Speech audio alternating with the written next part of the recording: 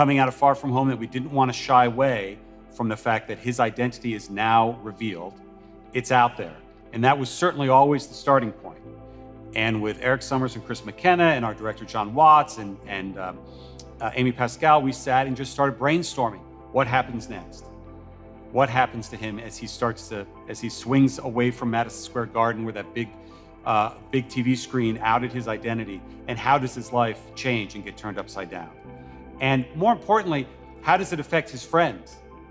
You know, Peter Parker can handle a lot, but when he starts to see his friends being affected by his actions unfairly, that really is emotionally draining for him. So that was always early on where it was. And we had a lot of fun discussions. It's always, you know, having a discussion of what would be cool? It'd be cool if we did this. It'd be cool if we did that. As I said, I'd always been saying, yeah, if we ever brought Ock back, you'd have to bring Alfred Molina in. And how would you do that? And we thought it might be fun someday. But as we started working on really tracking the story of Tom Holland as Peter Parker and what would he do, and what does he have access to in the MCU to undo this? And we realized, well, he knows who Doctor Strange is. Doctor Strange is down there on Bleecker Street in Greenwich Village. He could just go ask him to fix it all. Just magically fix it all. Just turn back time, or do a spell, or do something so that my life can go back to normal. And as you might imagine, it's not that easy. And things start to go wrong, because he starts to realize, okay, well, Doctor Strange has a spell of forgetting, but he doesn't want everybody to forget. He wants Aunt May to know, and Happy to know, and MJ to know, and Ned to know. He's not by himself in our universe. He's got confidants, and he doesn't want to lose that. So he starts screwing up the spell. And Doctor Strange finally has to shut it down and say, never mind, kids, sorry, I never should have even tried this. You're just gonna have to deal with it. But unfortunately, even in those little moments where a spell was going awry, we slowly start to realize that instead of making people forget that Peter Parker was Spider-Man, the spell went awry so that everybody in any universe who knew Peter Parker was Spider-Man came into our world. The villains, essentially, they arrive in our universe because Peter Parker goes to Doctor Strange to ask for some help. He wants to wipe any knowledge that he is Spider-Man from existence, and Strange obliges. And in the process of doing the spell, Peter Parker is asking him to change certain things. He wants his girlfriend to keep the knowledge. He wants Jacob, Ned, he wants Aunt May, he wants Happy Hogan. And in the process of meddling with the spell goes horrifically wrong.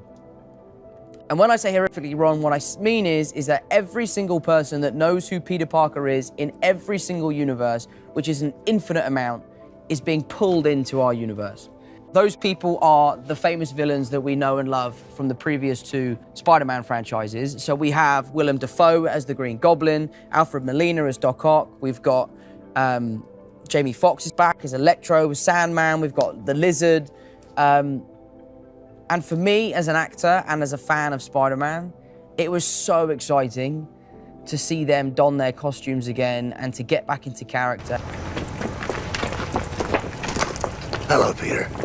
Well, I think what's really special about this movie is, although there's all kinds of madness happening and multiverse madness happening, the core of it is really this friendship and the love that these people share for each other. You know, they've known each other for such a long time, and now they're going through, you know, life changes, but now the biggest life change you could imagine, and they're under so much scrutiny and public attention, and so I think they have to lean on each other so much more than they ever did before, and they're the only ones who can really understand what the other ones are going through.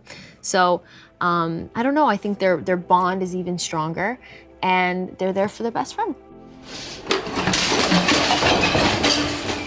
When I met with Amy Pascal and first approached her about joining forces to do a Spider-Man movie together and set them in the MCU, and when we got her blessing and the blessing of Sony, and Tom Rothman came on board and believed in it, there was a lot of pressure, right? There's one thing getting people to say yes. It's another thing now delivering on what the heck you were talking about.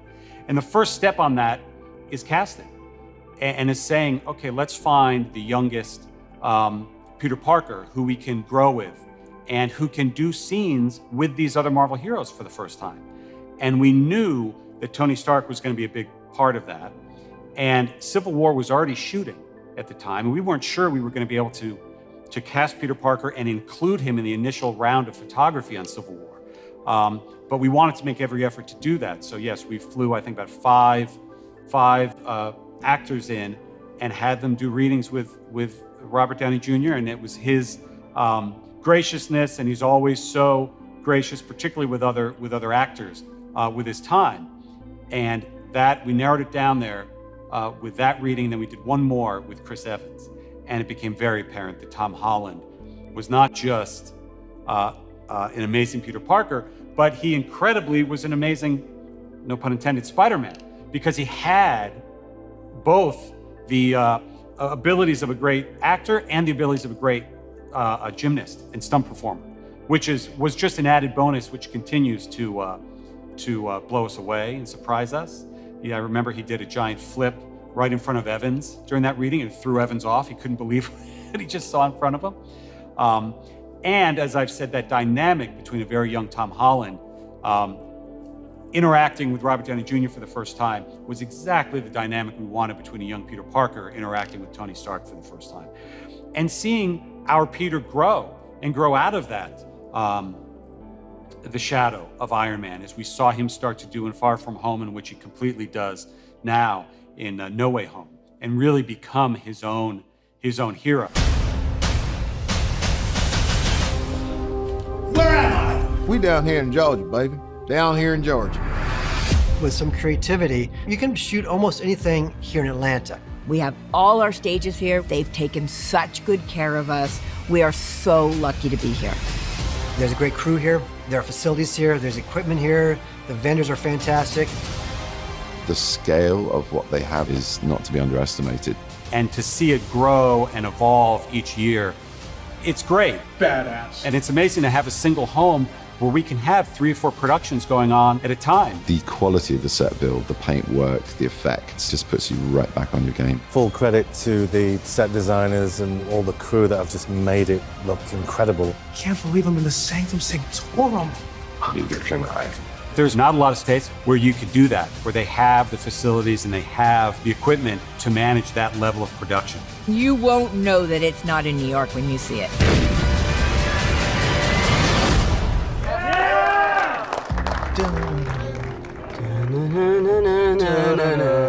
Oh, sound's rolling. Oh God, everyone focus! Oh, no way. Dude, get in, man.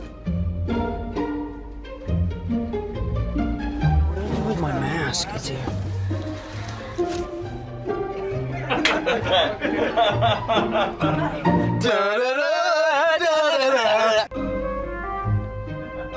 What are we gonna do for 300 miles? We're gonna put our seatbelts on. Oh, that's right.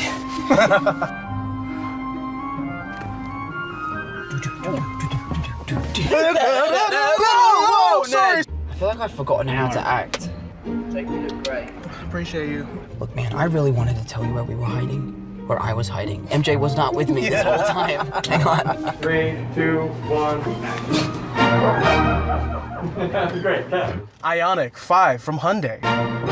I hope that they enjoy it. I hope that they are able to escape the crazy world that we're living in right now for 2 hours and 20 minutes. Go to a crazier one. Go to a crazier one, but be safe and enjoy the crazier one, you know? I hope that people can feel fulfilled. I hope that the conclusion of this trilogy is something that is satisfying and not disappointing. I'm sure it won't be disappointing.